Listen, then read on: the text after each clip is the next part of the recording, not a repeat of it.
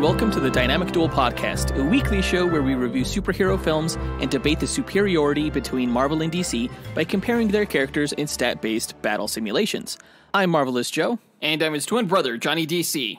And guys, this is our 5th anniversary episode. Jonathan and I have been doing this show for 5 fucking years. It's a long-ass time.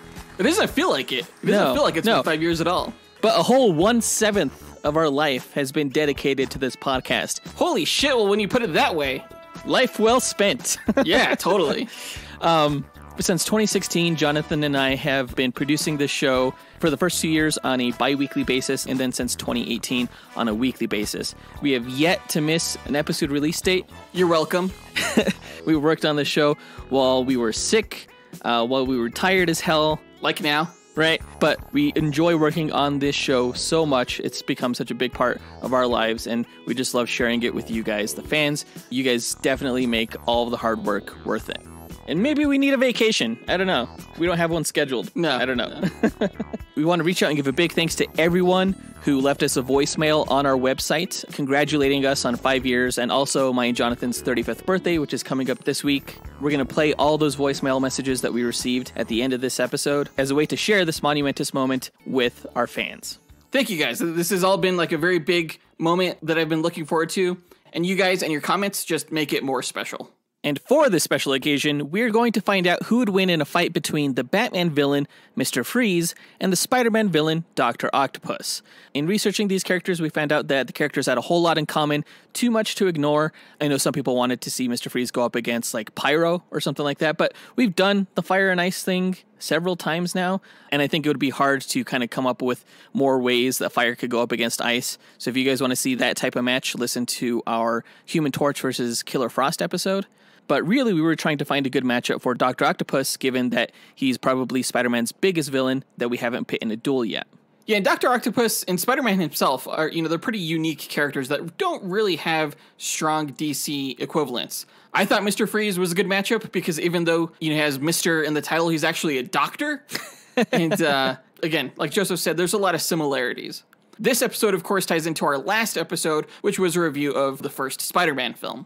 Yeah, so look forward to that matchup later on this episode where we run the statistics on the characters and mathematically find out who would win. Before that, we're going to break down the comic book movie news from the past week, in which we had several news items, including the report that Zack Snyder's Justice League is no longer going to be a 4-part series on HBO Max, but instead it's going to be one giant film, which is really surprising. That kind of came out of nowhere. So we'll be talking about that. And we'll also discuss that Ethan Hawke has reportedly been cast as the villain in the upcoming Disney Plus Moon Knight television show. As always, we list our segment times in our episode description, so feel free to check out the show notes if you want to skip ahead to a particular topic. Remember that this podcast now has a card game out called Dynamic Duel War, and you can get it by joining us on Patreon. On any one of our tiers, simply make a one-time donation of $30 and we'll send you the game. If you want to have fun simulating battles between Marvel and DC characters, check us out at patreon.com/dynamicduel. And just a quick reminder, guys, to please subscribe to our show if you haven't already. And if you have, please help us grow our podcast audience by leaving a quick rating or review on whatever platform you're listening to us on, or by sharing us with your fellow DC and Marvel fans. And with that out of the way, quick to the No Prize. A No Prize is an award that Marvel used to give out up until the 90s to fans. Our version, the Dynamic Duel No Prize, is a digital award that we post on social media that I personally draw for those who we feel gave the best answer to our question of the week. Last week's question tied into the news that Warner Brothers will be releasing an animated Justice League film this year. So our question was, what is your favorite superhero team that is yet to make a feature film debut? Let's go ahead and break down our honorable mentions, as well as the No Prize winners. Our first honorable mention goes to Paige Barger, who said that Excalibur would be awesome, but didn't really think that that could happen until the X-Men were introduced. So it would have to be Alpha Flight, which is the Canadian super team consisting of Guardian, Vindicator, Sasquatch, Puck, Shaman, Snowbird, Northstar, and Aurora. Paige said there's lots to choose from for a team that could be different than the Avengers. And I have to agree, even going with your Excalibur answer, considering the fact that Excalibur has yet to be introduced in a movie, I don't discount that. I think that's a fantastic answer in addition to Alpha Flight. Excalibur is the British Marvel superhero team, and getting these like international teams out there I think would just be fantastic, not only for the worldwide box office, but also just a great way to get a feel for different locations within these Marvel films. Yeah, you know how Marvel did like Black Panther? That was mostly set in Wakanda. Right, yeah, great answer. Our next honorable mention goes to Jeremy Orr, who said that he would love to see a Red Hood and the Outlaws movie, specifically the Rebirth version, which consists of Red Hood, Bizarro, and Artemis. It's sort of like the Dark Trinity, as it were. And he says to get a darker version of Batman, Superman, and Wonder Woman would be great, in part because Bizarro is a character begging for the spotlight.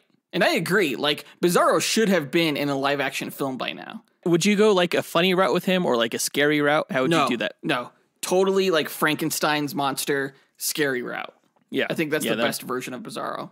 Yeah, that'd be great.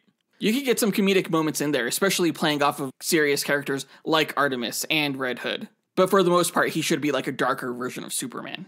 Our next honorable mention goes to Colby Hinches, who said that he knows it's not going to happen, but it would be a crazy-ass movie if they adapted Next Wave Agents of Hate, with members Monica Rambeau, Boom Boom, Elsa Bloodstone, Machine Man, and the Captain. He says it was a wild book that would be heavy on visuals.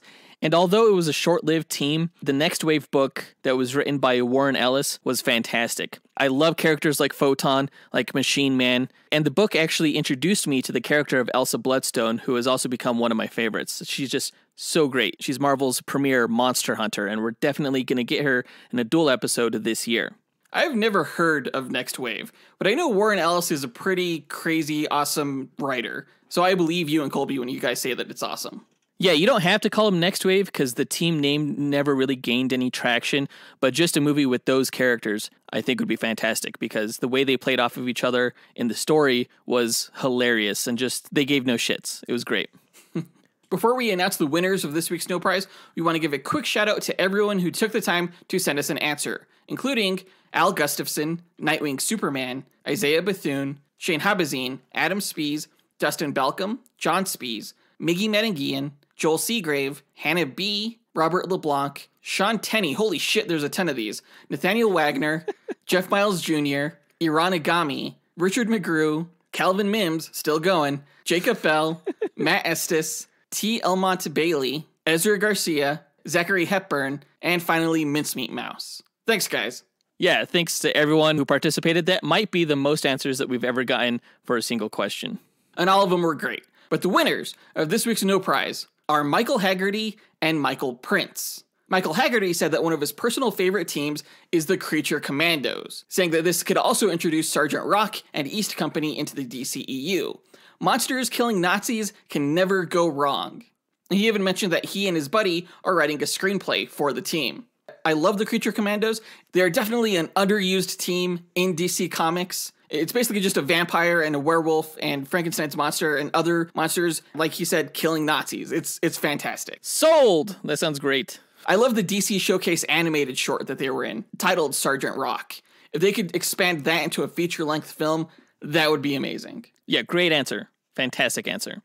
I'm giving this week's No Prize to Michael Prince, who said that he would like to see a movie featuring the Annihilators, which is Marvel's like cosmic team other than Guardians of the Galaxy, but it features most of Marvel's cosmic heavy hitters, including Silver Surfer, Gladiator, Beta Ray Bill, I know Ronin's on there, Quasar. Anyone who's anyone out there in the Marvel cosmic landscape is on this team. The only heavy hitters that were on there were like the members of the Guardians of the Galaxy, if I remember correctly. But seeing this team just like fly out in space and just kick ass is everything I want to see from a spacefaring Marvel movie. You have to imagine that, Kevin Feige would eventually get down that road, once they introduce characters like the Fantastic Four, so they can segue into Silver Surfer and other space characters like that. Yeah. Congrats again to Michael Haggerty and Michael Prince for winning this week's No Prize. If you, the listener, want a shot at winning your own No Prize, stay tuned to later on in this episode when we'll be asking another question of the week. And now that that's done, on to the news.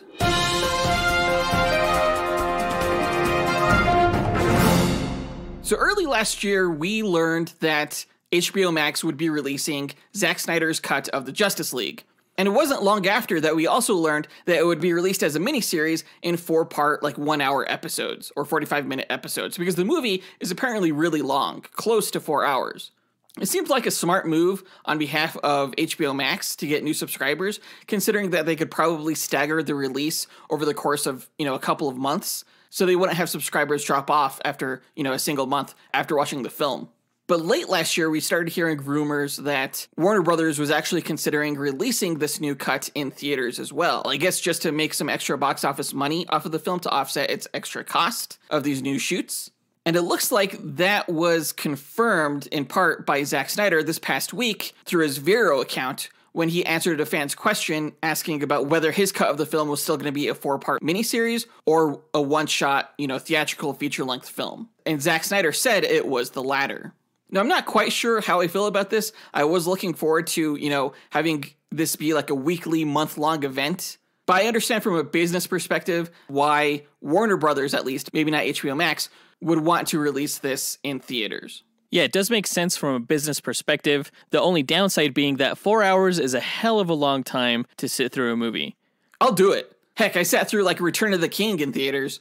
That was almost that long. Yeah, and I guess Avengers Endgame was just over 3 hours. And what's another hour? I mean, especially when things are friggin' awesome on screen. I'm just glad that Warner Brothers is actually letting Zack do this, because we know what has happened in the past when Warner Brothers has meddled before, with long run times or with, creative decisions story-wise. Yeah, that's true. And you could look at Batman v Superman: Dawn of Justice as a precedent for that. The Ultimate Edition cut of that film is, I think, 3 hours. And it didn't feel like it. And it told so much more of the story that we actually needed to see in order to understand a lot of what was happening within the theatrical cut. So this may be a similar case of that. Yeah. Where it's better to present the whole story as opposed to chopping it up and making it more palatable for a wider audience. Because then if they do that, we're going to have a theatrical cut of Zack Snyder's Justice League and then another Ultimate Edition of Zack Snyder's Justice League, and nobody wants that. Yeah. I'm all for this as long as they don't release it in black and white. That's like my main concern, because I know for a while they'd been saying that, yes, they would do the 4-part miniseries, and then after that, on HBO Max, they would also release all 4 parts cut together in one black and white movie, which apparently is Zack Snyder's preferred version. I can almost guarantee you that's going to happen. Why? Because in addition to the box office earnings, it seems the other reason that they're doing this is to adhere to Zack Snyder's vision of what the film is. That being said, if they announce that and then there's enough fan backlash, they may, say psych and then release it in color anyway. Yeah, I mean, it's the fans who got this whole movie made, right? Around the whole world. Like, this isn't just a US thing. I think another one of the reasons they're doing this is so that they can release the film theatrically to all of the Zack Snyder fans around the globe who don't have HBO Max. Yeah, makes sense, totally. So right now, the rumor is that the film will be released in March, which seems really soon. I don't know if that's actually going to happen, with the ongoing pandemic and now these new strains and all the other bullshit. And the fact that a few March movies like Morbius that were going to come out have already been pushed back because not enough people are going to be vaccinated by March. Right, but right now the rumor is that we'll start seeing marketing material for Zack Snyder's Justice League film starting in February, like a trailer, like a new poster. I can't wait. We'll see if it actually happens. In Marvel news, we learned this past week that actor Ethan Hawke has been cast as the primary villain for the upcoming Moon Knight Disney Plus television series. It was not announced what villain he'll be playing, just that he would be playing the villain. And I like this because I'm a huge fan of Ethan Hawke. I've loved his acting ever since Gattaca, I think was the first thing I've seen him in. He was in Scott Derrickson's Sinister movie. He's been in a lot of great films. Now, in addition to Ethan Hawke being cast, we also learned that actress May Kalamaui, I think I'm pronouncing that right, has also joined the series in an undisclosed lead role. I think it's pretty apparent that she's going to play Maureen Allron, who is Mark Spector's girlfriend within the comic books. She's the one that really provides a lot of emotional support for Mark Spector as he struggles with his multiple personality disorder. She's a great character. I am really curious as to who Ethan Hawke will be playing. He's definitely not playing Bushman, who is Moon Knight's primary antagonist. He was the one that shot and nearly killed Mark Spector while they were in the Egyptian temple, where Mark Spector was reborn as the champion of the Egyptian god Khonshu. Why do you say that? Is Ethan Hawke not buff enough to be a mercenary guy? No, well, I mean, he's not black. Oh. Bushman is from a fictional African country called Burunda. Wait, isn't Burunda a real country? No, that's Burundi with an I. Okay. But yeah, Bushman ends up actually going back and taking over his country and becoming like the dictator for life before Moon Knight ousts him from the position. Okay, well now I'm intrigued as to who Ethan Hawke is playing. Well, there are several options. Moon Knight made his first appearance in the Werewolf by Night comic book series, so it is possible that Ethan Hawke could be playing Jack Russell, who is the Werewolf by Night. Because Ethan Hawke kind of looks werewolfy, Are you saying he has a dog face? I'm saying he could get a little scruffy sometimes, Okay. He could also be playing any number of other villains, and that brings us to our question of the week. What villain do you think Ethan Hawke will play in the upcoming Moon Knight television series? Yeah, post your answer to our Instagram, Twitter, Facebook, or email us at dynamicduelpodcast@gmail.com. We'll pick our favorite answer and draw that person a Dynamic Duel No Prize that we'll post to social media. Be sure to answer before January 24th, because that's when we will be recording the next episode. And I think that does it for all the news for this episode, so let's go ahead and get into our main event, where we find out who would win in a fight between the Batman villain, Mr. Freeze, and the Spider-Man villain, Dr. Octopus. Let's do it.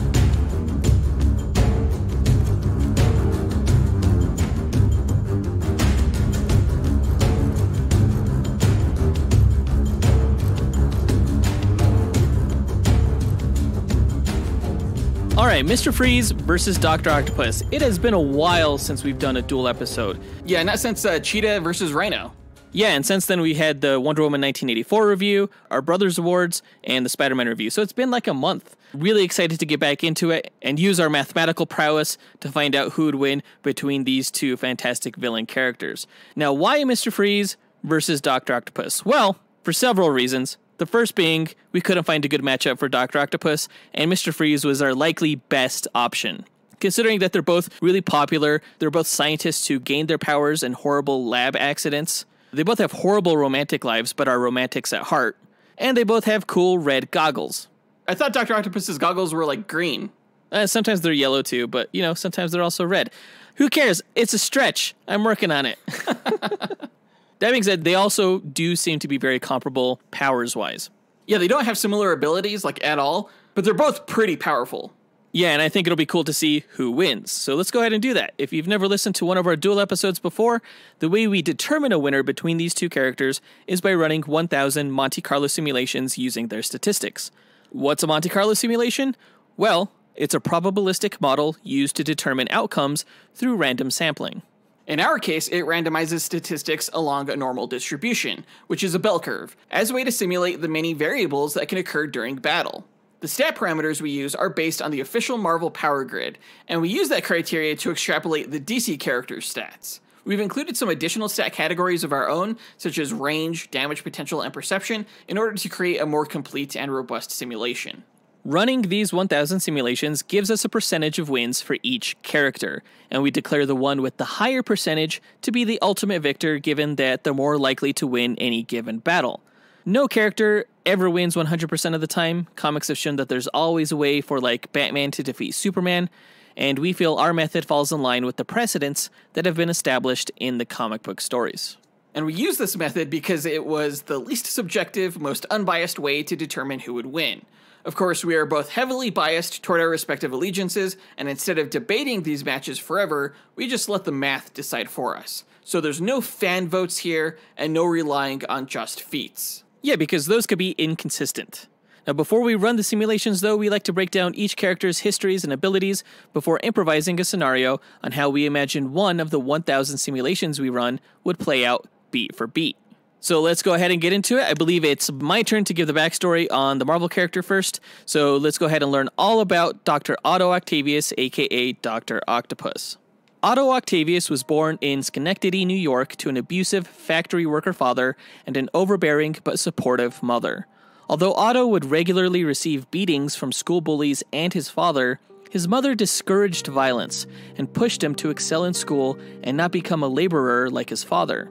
Coping with his abuse through his mother's belief that he would go on to do great things, Otto threw himself into his studies and earned a scholarship to MIT. He graduated at the top of his class with a degree in nuclear physics and was immediately hired by the U.S. Atomic Research Center. Otto engineered a chest harness that powered and controlled a set of 4 mechanical tentacle-like arms that assisted in his work handling radioactive materials, allowing him to manipulate the dangerous substances from a safe distance. The unique device earned him the nickname Dr. Octopus among his peers, but Otto was more focused on one particular fellow researcher named Mary, and the two began dating. In fact, they were soon engaged.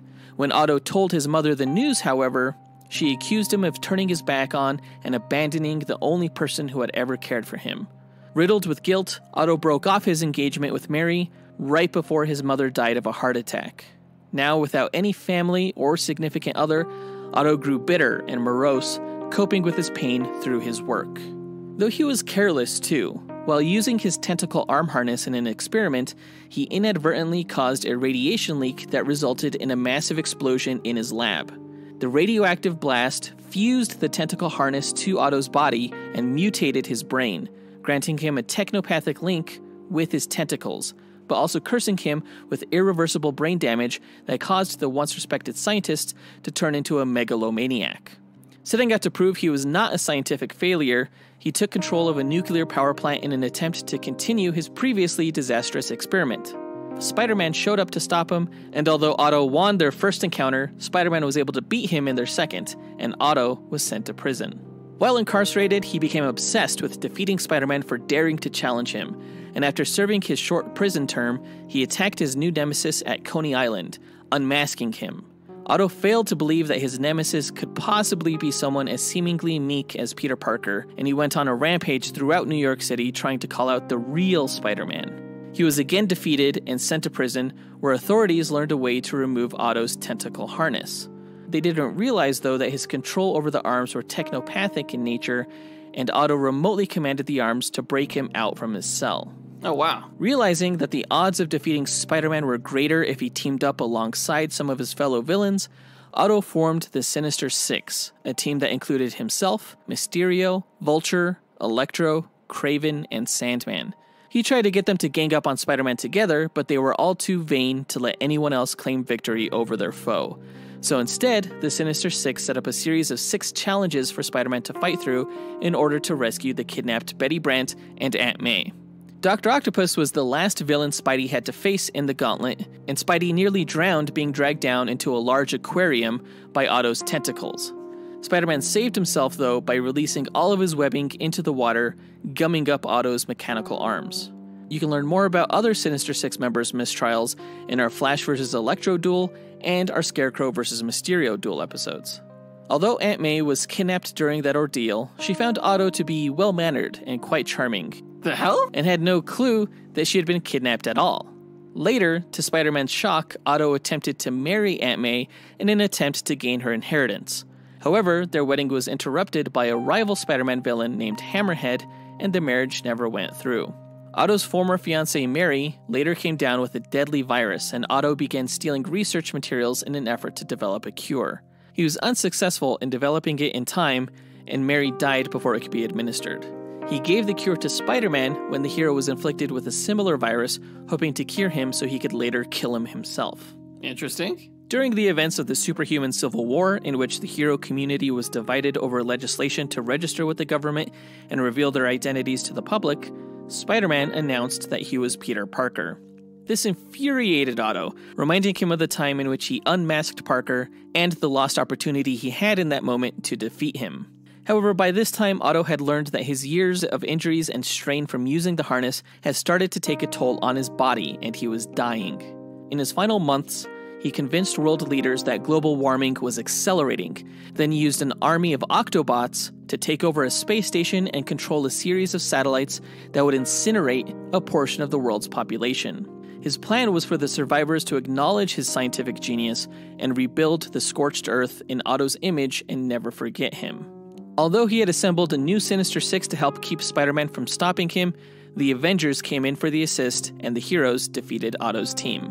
In his dying moments, Otto used an Octobot with brain-swapping technology to switch minds with Spider-Man so that Otto's mind was now in Peter Parker's body, and Peter's mind was now in the failing body of Dr. Octopus. Otto killed his former body that Peter was now inside, but not before Peter was able to reconnect their minds using the Octobot so that he was still alive inside Otto's subconscious. With his old body gone, Otto tried to prove himself as the superior Spider-Man. establishing his own company as Peter Parker called Parker Industries.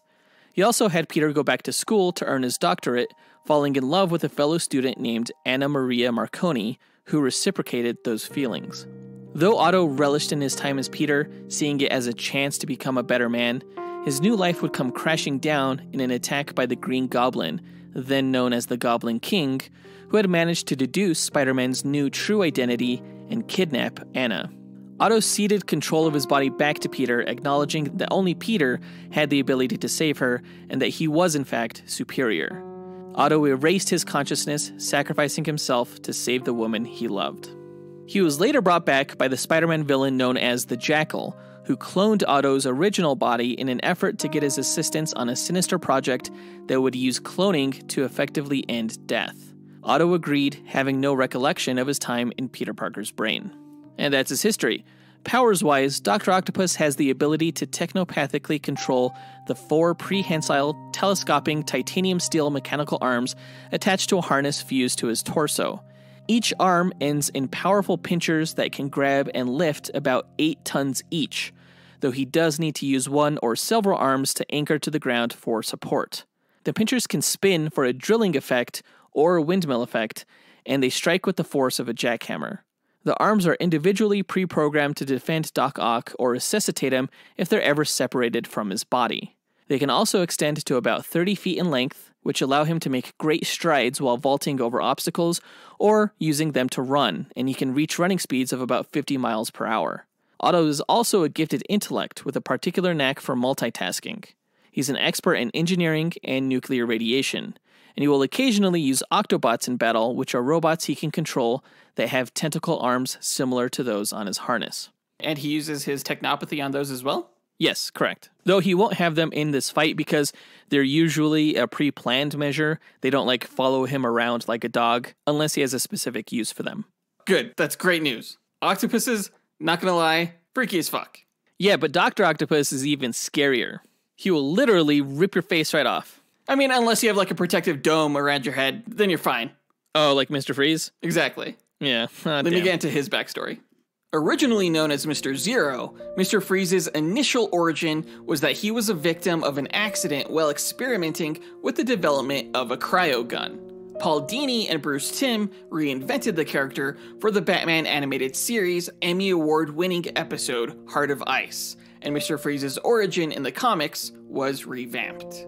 His real name is Victor Freeze, born to a wealthy family. As a child, Victor discovered and became fascinated with cryonic preservation, and he began freezing small animals so that they wouldn't die.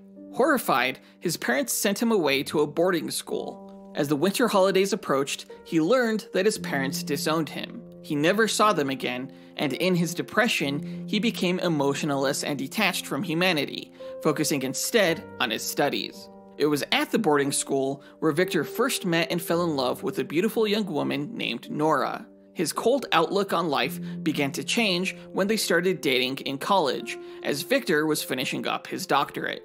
The two got married, though unfortunately, Nora was diagnosed with a rare terminal illness shortly after. Desperate to save her, Victor took a job in Gotham City for a pharmaceutical company called GothCorp. He used the company's equipment to put Nora in cryostasis against her will until he could develop a cure for her. The head of GothCorp, a man named Ferris Boyle, found out about Victor's misuse of company equipment and canceled Victor's funding. Victor refused to stop his research, however, causing GothCorp to go into debt. Furious, Ferris visited Victor's lab, where he tried to remove Nora from her stasis. Victor and Ferris got into a scuffle, and Victor was accidentally knocked into and engulfed in cryogenic coolants, where he was left for dead. Victor survived the accident, however the chemicals mutated his body chemistry, drastically lowering his body temperature and making him incapable of surviving outside of sub-zero temperatures. Victor escaped and went into hiding, where he developed a refrigeration suit to keep his body cold, along with a freezing cryogun in order to get revenge on Ferris and recover his wife's body.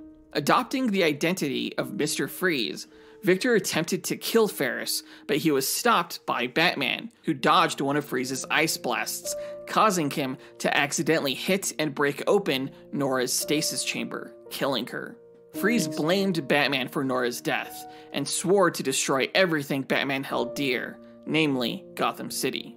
Mr. Freeze froze Nora's body to preserve her, and unleashed frozen hell on Gotham on several occasions, managing more than once to accidentally have Nora's body shatter, though he was always able to repiece and freeze her back together again.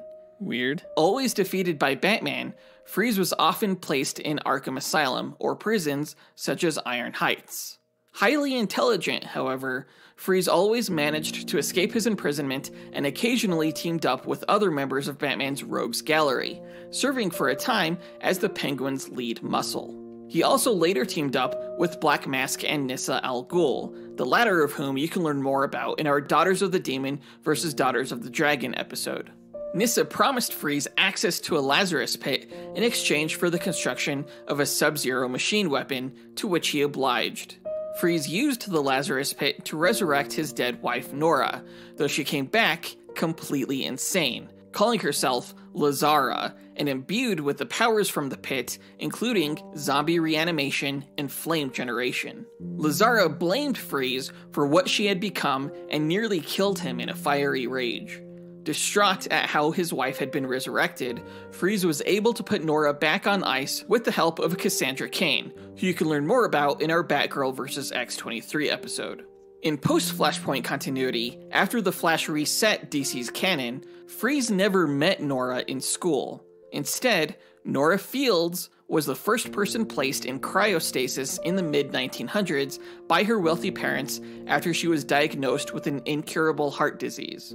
After decades, her care was eventually placed under the resources of Wayne Enterprises in a project managed by employee Dr. Victor Freeze, who wrote his doctoral thesis on Nora and became obsessed with her. Bruce Wayne discovered and confronted Freeze about his unethical obsession, firing him from the project. In anger, Freeze threw a chair at Bruce, who easily dodged it, causing it to hit a cryochemical tank, which cracked open and sprayed Freeze, altering his biochemistry like before. Freeze vowed to punish Bruce for what he had done while attempting to steal Nora from Wayne Enterprises. In the rebirth event that caused the pre- and post-Flashpoint continuities to merge, Nora was once again Freeze's wife, and with the help of Lex Luthor, Freeze was able to thaw and revive her, though now Nora suffered from the same necessity for sub-zero temperatures as her husband. Freeze enlisted Nora in his crusade against Bruce Wayne and Gotham, and she took up the mantle of Mrs. Freeze. After a successful heist, the two were able to collect enough money to fund Freeze's dream of running away together and starting a new life. But Nora, relishing in her new power, ended up rejecting her husband and left him to start her own criminal career. Freeze enlisted the help of Batman to stop Nora, but ended up betraying him after Batman stated that both Freeze and Nora would be imprisoned when this was all done. With Batman incapacitated, Nora injected Freeze with a serum that further cooled his biochemistry, requiring him to be in an absolute zero temperature environment in order to survive. Nora escaped, and Batman placed Freeze in an absolute zero crisis stasis chamber in the Arkham basement, where he remains frozen to this very day in the comics. Powers-wise, Mr. Freeze's internal body temperature runs below freezing, allowing him to freeze anything he comes into physical contact with. Whereas before he used an armored cryosuit to survive above freezing temperatures, Freeze has since injected himself with cooling nanites that keep him cool in any environment, though he still wears armor and other equipment, including a cold glove that allows him to quickly encase his arm in thick ice to use as a defensive shield or offensive club. He of course carries a freeze gun that fires beams of cold, capable of freezing objects to absolute zero, which is negative 273 degrees Celsius or negative 459 degrees Fahrenheit. He also carries ice grenades, but Freeze's most lethal weapon is his mind. He's a genius and foremost expert on cryogenics, as well as mechanical engineering, neurobiology, and medicine. Okay, so the version that I know from like the animated series where he wears this big bulky suit of armor, this refrigerated suit, that's no longer the case? Yeah, he used to wear a suit of armor that in the cartoon also mentioned that it made him like 3 times stronger. That was never the case in the comics. I mean, he was slightly strong, but not like 3 times stronger. And he's always kind of like upgraded his suit. Like, you know, one time when he was working for Black Mask, he got an upgraded suit that like made him like completely like bulletproof and stuff like that. But nowadays, you know, his nanites take care of his temperature regulation. It actually turns his skin blue. Oh, really? It's pretty cool. And he still wears armor, though. Yeah, it's a little bit more piecemeal. I mean, he doesn't wear like a full like armored suit, but he does wear bits of armor. Yeah. Good. I don't want him fully armored. I mean, when he was armored, when he was in that refrigeration suit, it would have been so easy, I think, for Dr. Octopus to take him out, because all he would have to do is crack his, like, dome piece. I'm actually really glad that they kind of got rid of that in the comics. It was way too big of a weakness for him. Gotcha. All right, now that we got their histories and abilities out of the way, let's speculate on how one of the 1,000 simulated matches between Mr. Freeze and Dr. Octopus will go. The winner is determined by simulations, not this speculation, but it is fun to imagine how this fight could play out. Now, we don't set any rules for this match other than the characters don't know anything about each other going in, except that the other character is a threat that needs to be put down. And we say that they start off about 50 meters apart in an environment that has no bearing on the match itself, because we don't take stats for the environment. Right, and plus certain characters have advantages in some environments over others, and we want these characters to win on their own merits. So let's get into it. Mr. Freeze, Dr. Octopus, they meet on the battlefield. Who goes first? I feel like Marvel characters have been going first a lot lately. Mr. Freeze is going to go first this time. He's going to toss a freeze grenade at Doc Ock, just like instantly freezing him and the surrounding environment. Except Dr. Octopus is going to avoid this freezing grenade by using his tentacles to spring himself off the ground up into the air by like 5 stories, leaping toward Mr. Freeze. Okay, but as Dr. Octopus is just like falling towards Mr. Freeze in the air, Freeze is just going to aim his gun at Doc Ock in the air and blast him. Except Dr. Octopus can shield himself from the beam in midair using one of his tentacles. And yeah, the tentacle is going to get encased in ice or whatever, but that's fine because he still has 3 other arms as he's coming down. Yeah, he's going to land on the ground and then like slip onto his ass from all the ice everywhere. I mean, Dr. Octopus is no dummy. Like, he knows what ice is. He's gonna see that there's ice on the ground as he's landing and that he needs to, like, support himself by, like, digging in with his pinchers as he lands. So he, like, grips onto the ice to avoid slipping as he comes down onto the ground. And as he comes down, he's just gonna slam Mr. Freeze to the ground with one of his tentacles and just pin him, holding him down. Okay, but Mr. Freeze, he just grabs the tentacle that's pinning him down and freezes it with his touch. Then he just slams his gun into it, shattering the tentacle's pinchers. No, but these pinchers are made out of titanium steel. So, I mean, you're not just going to be able to just, like, shatter them. Mr. Freeze can freeze things to the point of absolute zero. At absolute zero, everything shatters. Not titanium steel. I'm pretty sure even titanium steel. Well, I'll say that it's probably easier to shatter the pinchers since they're like on hinges and stuff like that than it would to actually shatter these like tubular titanium arms. So yeah, all right, good move. Dr. Octopus now doesn't have pinchers on one of his hands. But big deal. Doc Ock gets pissed though, and he grabs Mr. Freeze's gun and starts just beating the shit out of Mr. Freeze with his new stump arm, just like a jackhammer. Just do. And he brings Mr. Freeze's gun back to him. Okay, so to defend himself from the stump tentacle, he's going to like ice up his gloved arm, and he creates this like massive ice gauntlet that he'll use as a shield to block it. Now, before Doc Ock's tentacle can deliver him Mr. Freeze's gun, though, he's gonna freeze the ground in like a path that leads straight towards Dr. Octopus and freezes Doc Ock's body to the ground in like this block of ice. Oh, he's gonna do this with his ice touch? Yes, yeah, I've seen him do that in the comics. Okay, Dr. Octopus is in a block of ice. His tentacles are gonna like freak out, and they're gonna try to save their master by like drilling and chipping away at the ice before Dr. Octopus catches pneumonia and dies or whatever. And so they're like chipping away at the ice, rescuing him from being encased. Okay, but when they freak out, they actually drop Mr. Freeze's gun. Okay, so Mr. Freeze is gonna slide over and pick that gun back up, and then he just fires it at the tentacles who are trying to free Doc Ock. And the tentacles are like, oh no, you did it! And one of them just sweeps Mr. Freeze off his feet, and he lands right on his ass, just as the tentacles finish chipping Doc Ock out of the ice, and he breaks free. That was quick. Well, they move quick, and they're super strong.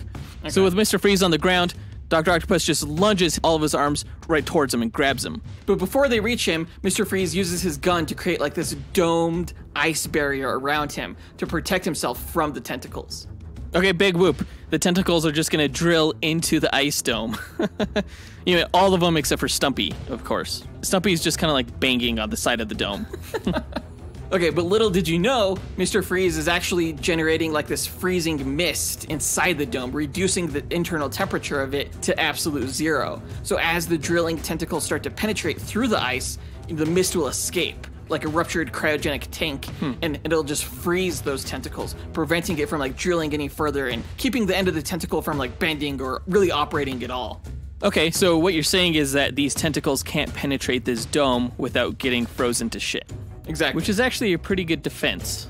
So instead of like trying to pierce the dome, he's going to use all arms together in unison as like a wrecking ball and just all strike together and just completely shatter the dome as opposed to piercing it, so that the interior freezing mist dissipates as opposed to like shooting out like a ruptured cryogenic tank. So this dome just collapses on top of Mr. Freeze, trapping him underneath all this ice rubble.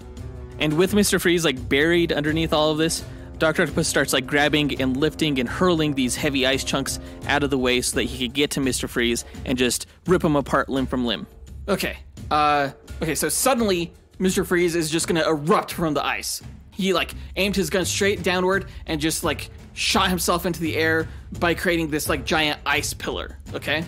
Ice pillar? Yeah, like this massive 20-story tall pillar of ice, okay? And he just stands at the very top of it and just starts firing down at Dr. Octopus. Well, Dr. Octopus, he's going to start climbing up the pillar using his arms like a spider would crawl up the side of a wall. And he climbs up the pillar in like this spiral fashion so that he avoids the cryoblasts that Mr. Freeze is like raining down on him. And his stump arm is still carrying a big chunk of ice from the ice debris from the dome, and he like uses the arm to hurl the ice chunk at Mr. Freeze to knock him off his aim right as he approaches the summit of the pillar. And Dr. Octopus reaches the top and just grabs Mr. Freeze. No, because as Doc Ock like gets close, Mr. Freeze just hops off the top of the pillar and like generates this ice slide that he steers into the base of the pillar, causing the whole thing to shatter and Doc Ock to fall to his death. Oh shit. I didn't see that come. Did you plan that? Heck yeah, I did. All right, so this 20-story tall pillar crashes and falls with Doc Ock on top of it. But to save himself, Dr. Octopus is going to create like this roll cage using his tentacles that like shield himself from like damage as he falls and from like anything falling on top of him. So he just kind of like rolls like a ball out of harm's way as he falls to the ground. Okay, but once Doc Ock hits the ground, and stops rolling, emerging from this cage, Mr. Freeze slides over to Dr. Octopus like at full speed on his ice slide with his spiked ice glove and just like plows into him, killing him before he has a chance to react. Oh, it's like massive ice spiked knuckles, kind of? Bigger. Think like twice the size of Hellboy's fist. Okay. Except Dr. Octopus's tentacles have really quick reaction time. So as he's about to get punched, at the last second, Doc Ock shoots his arms out and grabs each of Mr. Freeze's wrists, and he stretches them out, preventing Freeze from using his fist or from aiming his gun. And he uses another tentacle to just wrap around Freeze's neck, choking him. And then with his final stump arm, he just freaking impales Freeze right through his torso. With the stump arm? Yeah. Dang. Okay, but before Dr. Octopus can do that, remember, Freeze's ice glove arm was encased in this massive ice gauntlet. So he just slips his arm out and then grabs Dr. Octopus's face with his bare hands and like freezes it instantly and just shatters his head in his palm. Fatality. I was going to say, that sounded kind of Sub-Zero-ish of you. I'm going to say that this bullshit that Mr. Freeze can slip his arm out of this ice gauntlet, I don't think he can do that. It just doesn't sound right. I don't know. I think Mr. Freeze gets impaled before he can free his arm and freeze Doc Ock's head off. And I say, you, sir, are wrong. Well, I say, let's leave it up to the simulations. So let's go ahead and run these guys' statistics into our probabilistic model and find out who would come out on top. All right, that was a good matchup. Were you satisfied with the way that kind of played out? I still feel like they matched up powers levels-wise, if not, powers-wise. I think both of them got just as good as they gave. And I think it shows in the stats as well. Yeah, they kind of went back and forth in the stats. They both excelled in different areas, but overall, they seem to perform quite similarly. For example, we were saying that Mr. Freeze is more evasive and durable, not only because of the shields that he can create, but because of the armor that he wears. Doc Ock can also use his arms as shields, but not nearly as effectively as Mr. Freeze can create them. Yeah, the arms aren't quite as versatile as Mr. Freeze's, freeze constructs. But where Doc Ock shone was in strength and damage. He can definitely lift a lot more than Mr. Freeze and cause a hell of a lot of damage with those pinchers. Whereas Mr. Freeze, he can freeze things and eventually he can shatter them if he can get a strong physical blow with them. But when it comes to physical damage, Doc Ock just has a tentacle up on him, as it were, with all the concussive damage that he can cause. But then you have Mr. Freeze, who has a higher range. He's all about freezing large areas very fast. Yeah, he can definitely work the environment to his advantage really well. He's one of the best villains at doing that. It's kind of iffy because while Dr. Octopus's arms are officially 30 feet long, it really depends on the artist who's drawing him. They're just as long as they need to be for the story. That being said, they obviously have their limits, and those limits just don't cover the entire area that Mr. Freeze can affect. And we said that they're about the same when it came to intelligence. They were both gifted geniuses. So with all that in mind, who do you think came out on top in this matchup? I honestly have no clue. I think it's actually a pretty close match. I can't peg who is going to come out on top just from looking at the stats. Right, just because they're going back and forth so much. Exactly. And our social media followers who participated in the polls that we set up, 57% of them said that they thought Dr. Octopus would come out on top. And I wouldn't be surprised if the results were around there or even closer. But whether it goes to Mr. Freeze or Dr. Octopus, I have no idea. I really hope it's Mr. Freeze because he's a really cool character. Dr. Octopus is just a fat guy with a bowl cut. Better a bowl cut than bald? Who's to say? Let's go ahead and find out. Because the winner of the Mr. Freeze versus Dr. Octopus battle is... It's Doc Ock. God dang it! Dr. Octopus won 542 out of the 1,000 simulations we ran, whereas Mr. Freeze only won 458. So, that being said, 54.2% is pretty close to the 57% that our social media followers thought it would end up at. Yeah, I mean, it's more or less what I thought it was going to be. I was just really hoping for the Mr. Freeze W there. So I bet you feel really bad now for calling Dr. Octopus a fat nerd when this fat nerd totally beat the shit out of Mr. Freeze. He barely lost. Nevertheless, this is going in the record books as a win for Marvel. So take that, all you DC fans, in your face. I laugh at you. And we roll our eyes at you because we hate you. Well, that does it for this matchup, guys. Let us know what you thought about the results by writing to us at dynamicduelpodcast@gmail.com or by visiting us on Facebook, Instagram, or Twitter. And you can find links to all of our accounts by visiting our website, dynamicduel.com. And on our site, you can also find a link to our Patreon page where we offer bonus content and our very own Marvel vs. DC card game called Dynamic Duel War. Check it out right after this episode. Our lowest tier is only $2 a month. And also on dynamicduel.com is a link to our merch store where we sell t-shirts and hoodies and stickers and more with our Dynamic Duel No Prize artwork. Now, who are you drawing for this episode, Jonathan? This episode, I will be drawing Dr. Octopus, and I am not looking forward to those tentacles. As I've said before, tech is really hard to draw, and I had a shit show of a time drawing Brainiac's tentacles when I drew him. They're just tubes with lines. It's easy. Oh, yeah. Tubes moving in and out of perspective and stuff like that, with lines all over them. Not easy. Meh, I don't draw.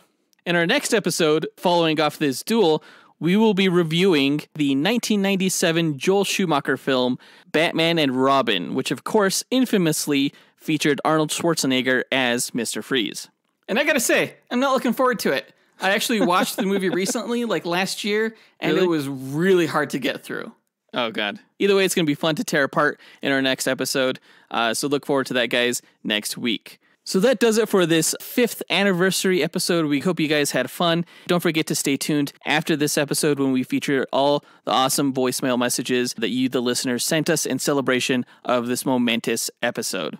Yeah, thanks to everyone for the birthday well wishes and the congrats on our 5th anniversary. It means a lot. We want to give a big thanks to our executive producers, Ken Johnson, Jace Crump, John Starosky, John Spees, Isaiah Bethune, Zachary Hepburn, and John Beccinina for helping make this podcast possible. And we'll talk to you guys next week. Up, and away. True believers. Hey, Dynamic Duel dudes. It's Rick from the Retronomapod. Congratulations on 5 years. And happy birthday, you old farts. Hey, this is Austin Sheely. Been a listener for years. I loved every second of y'all's content. It's really cool to see someone or two people have their dream be such a reality. Keep it up. Go Marvel. Hey there, it's CJ Kraft, author of the bone-chilling series 3 Tales, Pages of Terror. I just wanted to wish the greatest podcast host in history a happy 35th birthday, and congratulations on your 5th year.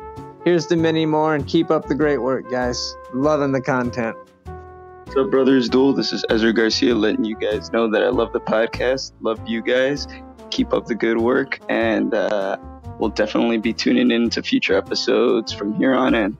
Love you guys. Hey, you guys, this is Jacob Bell. I just want to say congrats on 5 years. I think that's awesome. This podcast has been honestly a big part of my life for the past 4 years. It's gotten me through a lot of long drives to college and stuff, and I just wanted to say congrats and tell you guys how much I love this podcast, and yeah. I don't have long, so let me say, first things first, happy birthday, 35 years and 5 on the pod. Y'all are doing better than the Suicide Squad, Marvelous Joe and Johnny DC, Batman and Iron Man can touch your legacy. What comes this year, I can't wait to see. Oh, and one more thing, fuck DC. Hi guys, my name's John. I'm leaving a message from over in North Yorkshire in the UK. A big fan of the show, loving the podcast, love everything you do with the film reviews and all the insights, but I particularly love those backstories as I'm constantly learning about new characters and learning new things. Keep up the great work, fellas. Cheers. Hey guys, it's Ken. Congratulations on 5 years and all the other unlockables. Happy birthday. And I look forward to continue listening to how DC will rock the shop. Up, and away. Happy anniversary and happy birthday. What's up, guys? Michael Haggerty here. New listener. I grinded through your entire catalog this summer, and I absolutely loved it. Keep it up. Congratulations. And DC forever. Hey, what's up, guys? This is Miggy. Just wanted to say happy birthday and congrats on 5 years of a great podcast. Hey, Johnny and Joe. This is Zach Hepburn. I just want to say congratulations on 5 years. Hopefully, we get another 5 years at Dynamic Duel. And Marvel sucks. DC rules. Happy birthday, Daddy and Uncle Joseph.